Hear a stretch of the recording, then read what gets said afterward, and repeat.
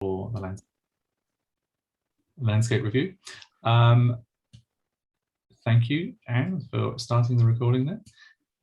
So we are recording as usual, so just a heads up for everyone there.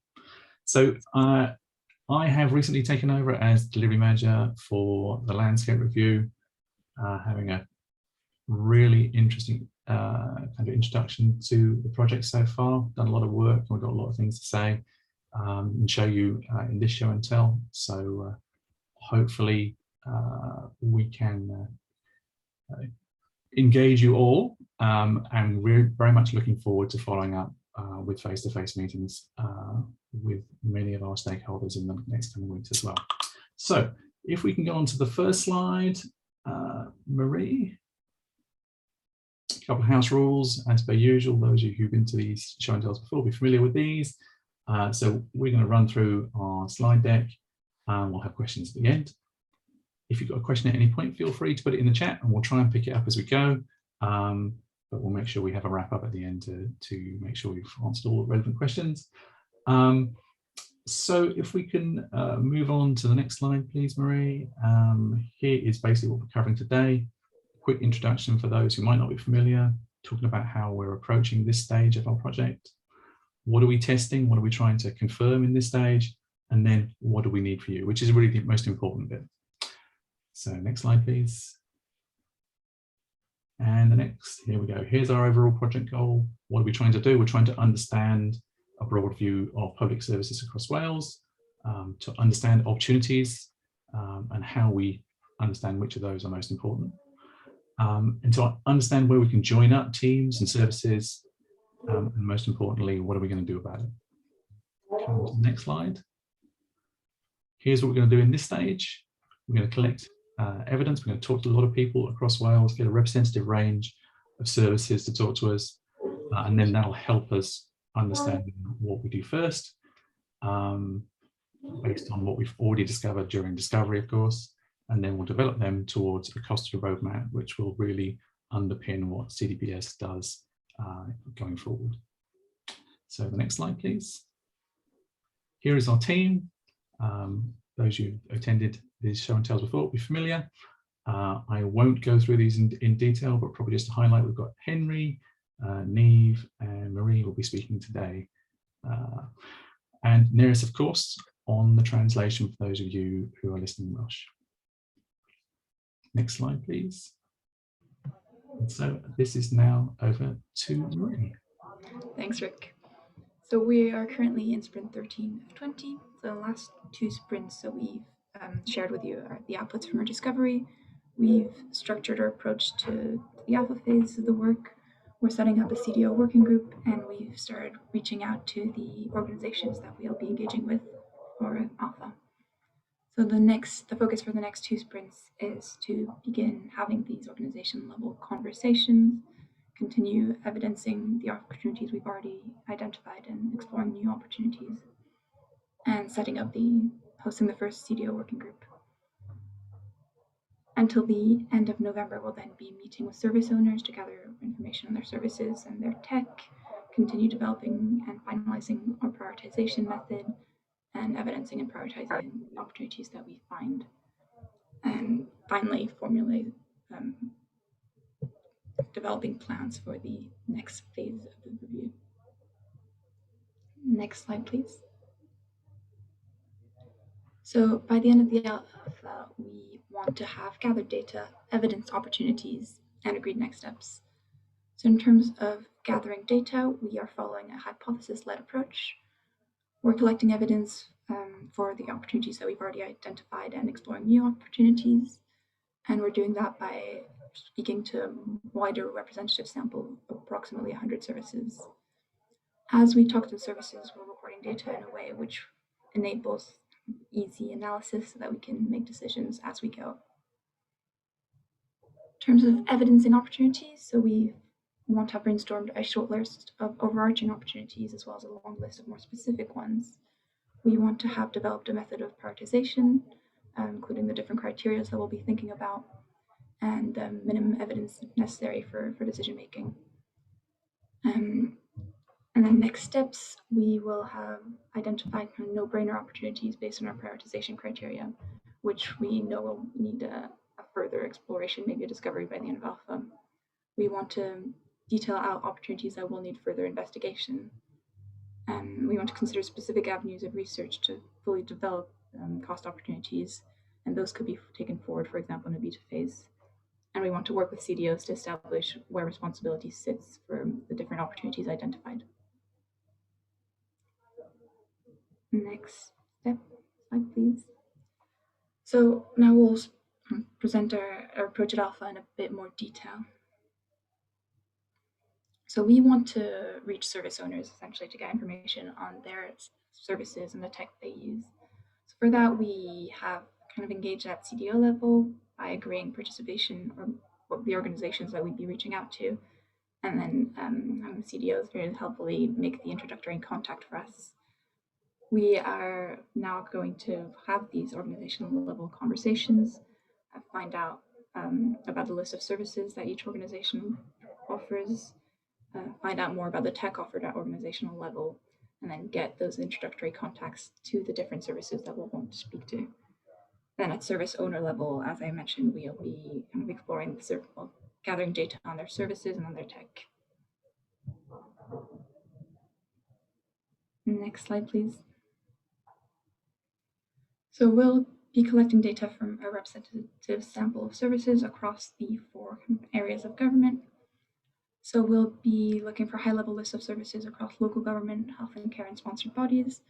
We want service data surveys from approximately 100 services across all 4 areas.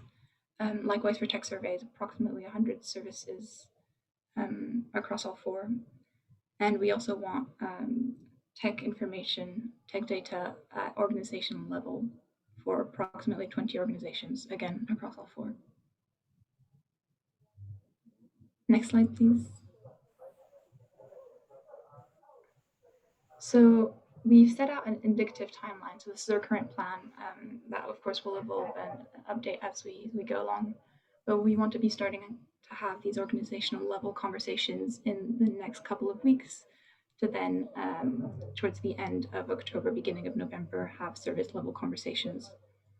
In the last 2 weeks, so middle to end of November, will be spent on refining their outputs and producing kind of a prioritized list of opportunities. Next slide, please.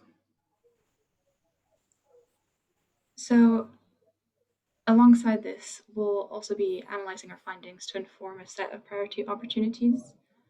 So we've already kind of identified initial hypotheses and initial list of opportunities and intervention types to take forward.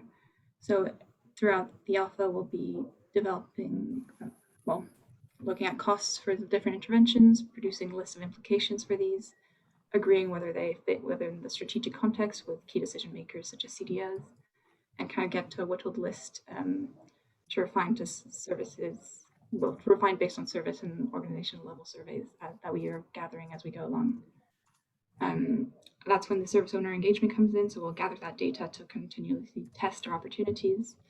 And once we've gathered all that data, we'll move on to the analysis phase. So we'll have our data cleaned and analyzed, our hypothesis analyzed against that data, and we'll produce all of these outputs in a summary show and tell deck.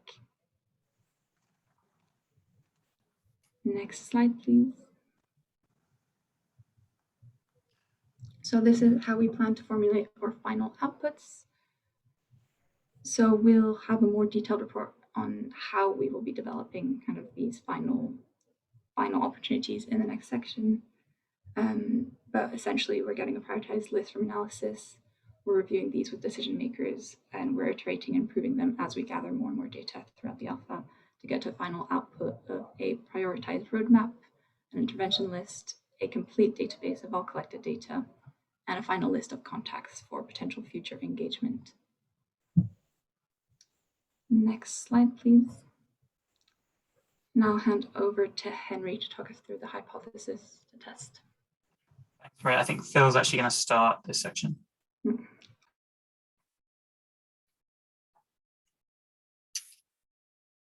Phil, the classic, you are on mute. Thank you. I have two separate mute buttons, only one of which I hit. Thank you very much, Henry and Marie. I just want to talk a little bit about, Marie has taken us through the process of what we're doing. I just want to kind of bring that, what does that mean for you in this section, and talk you through the hypotheses that we're testing and how that will affect you. So you may remember at the last show and tell, we talked about the 12 broad areas of opportunities which we'd identified, which were a mixture of things which you told us and things which we'd taken from international best practice. And we had a really interesting discussion about, well, that's nice, but could we also prioritize by service users? So you'll see that there's a new column there, column 3 going down. Does this meet the needs of service users? And in fact, this has made it an incredibly easy and useful and powerful way for us to kind of home in on those opportunity areas which are going to meet the needs of most people. You can see there's 3 which have got 4 ticks across. So that's upskilling teams, redesigning services to be more digital, and developing shared components. And there's a number of them which also will make positive impacts on at least 3 of the groups, for example, developing common standards or sharing best practice. So there's several kind of areas where we think there's value to be gained, and which we aim to kind of get you some actionable things before the end of Alpha. If you could nudge me on a slide though, please, Henry. Thank you. So those 12 areas are pretty broad, and one of the things that we're doing in parallel to the data gathering is to understand, okay, what are the actual active interventions that may or may not be possible in those areas. Today, I'm mostly going to talk a little bit more about the process because we are discovering that through Alpha, but I'll give you an example of what it might look like. The areas that we're looking in are in the survey data, firstly on the service front and secondly on the technology service. We continue to take qualitative data from CDO interview responses and other people we speak to, and we're balancing that against best practice internationally. We have experience in other countries across the UK, Jersey, France, and other places as well, but the OECD has a particularly good framework that we're using as our starting point. So those 12 areas are going to kind of blow out a little bit into specific things we can look at. And Henry, if you can nudge me on one more slide, I'll give you an example of what that might look like and what you can kind of expect to receive at the end of Alpha, and hopefully with some kind of costing and prioritization against it. So under the category developing common standards, which was number 7 on our list, the specific problem might be bilingual service designs not currently being carried out everywhere. This would happen across services, and there's some supporting evidence there. So 75% of services is by no means a bad number, but that could be higher. I think there's a mandate for 100%. So effectively, the supporting evidence behind that being a useful intervention will be there. And that's the sort of database of a hypothesis approach which we're doing, which you can expect at the end of Alpha. Henry is now going to talk a little bit about when we kind of gather those specific actionable items, how we're going to help prioritize between them. Thanks, Phil.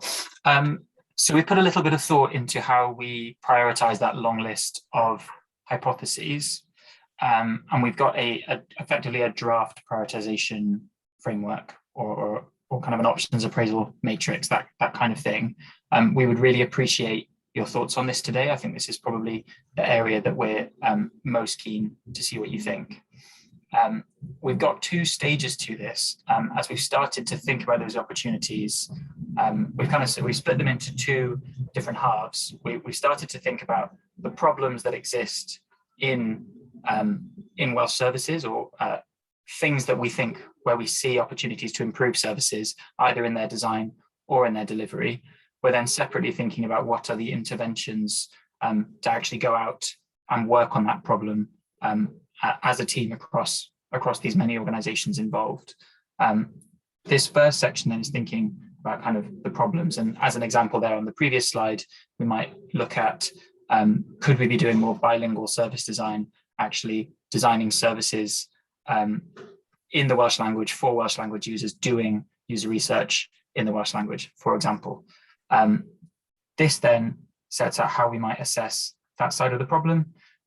So as you can see, this builds on what we looked at in Discovery, looking at whether this aligns to the needs of decision makers, whether it aligns to some key strategies, so the digital strategy for Wales and the programme for government, and thinking about whether we as the CDPS and the CDOs and the organisation we're working with, whether we have the authority and the remit to look at a particular problem. We've then got the impact on users and service owners, where we're thinking about, is this a problem that is recognised by the service owners themselves when we're actually going out and speaking to them? Our assessment with the data we've got of the severity of impact on users. So for the people this impacts, how big of a problem is this? And then there's across Wales, how many organisations, how many services, how many users are impacted by this problem. So we're trying to get kind of to that depth and breadth in order to prioritise which ones to look at. The second step then is thinking about how we'd actually go about fixing this problem. So what are the interventions that we would recommend in a costed roadmap? What are the things that we would suggest actually investing in? And for example, that if we go back to that bilingual service design problem, we might think about, could we have a central team that's focused on supporting other organizations to do bilingual service design? That might be one approach. One approach might be develop the community of practice for bilingual service owners. So there are different levels, there are different kind of scales of intervention that we could do, and that's what we want to think about on this side. We then bring in two more high-level features to think about. So can this be practically achieved? Do we have the skills and capacity available to do this particular intervention? And do we have the budget available to fund this? And then, of course, a very, very important part of any investment like this is there a positive return for this problem and this intervention? So thinking about what is the estimated cost, and then what do we think is the benefit of working on this? I will go on now to the next section of next steps, but we would be really keen to see what you think about this table as a way of prioritizing that long list of opportunities at the end. So then, as I said, the final section is just next steps, and I'll ask of you. So the really key next step for us is we've now reached out to many organizations across those 4 areas of government. We've already had a number of responses back from directors within the Welsh Government who are keen to talk to us about their non-digital services, as well as a good number of sponsor bodies have already come back and said they'd be really keen to take part. We're just reaching out to local government. We've chosen a set of councils that we think is representative across a number of different characteristics, and we're just reaching out to them now. And we're hoping to speak to DHCW about their health and care services soon. That's really the area that we really want help from this group. So helping to encourage engagement from those different organizations and those different service owners, and just helping us to get in with that broad range of organizations and services. We are continuing to then build the evidence base, and as we set out, we're starting to take more of a hypothesis-led approach, and we want to start using those focus groups to test some of those specific priorities. We've just shared that draft prioritization matrix with you, and we'd really appreciate any thoughts on that as we continue to develop it. And then, as I think we mentioned earlier, we've set up in parallel a decision maker group to discuss some of those key issues coming out of the review in a smaller group as a kind of governing group for this review. And we're looking forward to the first one of that.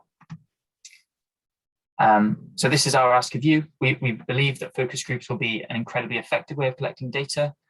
So really, we just want your help in encouraging the teams within your organization to engage with these, helping to facilitate introductions, and helping the service owners who are more on the ground in these organizations to understand the longer term benefits of working with us on this.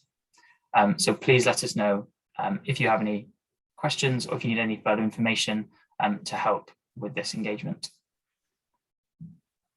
With that, we will move on to questions. So I will stop sharing my screen.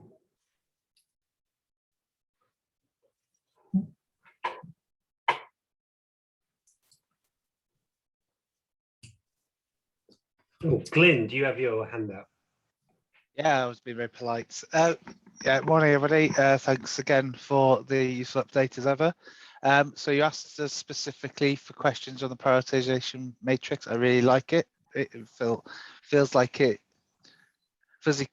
start seeing now how this will then turn into a prompt for action and so on. So that's really good first go. A couple of things I was thinking about. Strategic aims. it's maybe covered. I mean, digital strategy for Wales programme for government, there's an overlap there anyway, but I was thinking specifically about wellbeing and future generations ways of working as well. I don't want to make it too big, but that feels quite, if we can use this work to help public bodies deliver their requirements under the Act, that feels quite a big win. So as I said, the digital strategy refers to how the digital strategy helps that agenda. So you may want to look into that. Then there was the sort of more on the practicality side, whether we need to add, will legislation be required? And I suspect that will only be for a very small number.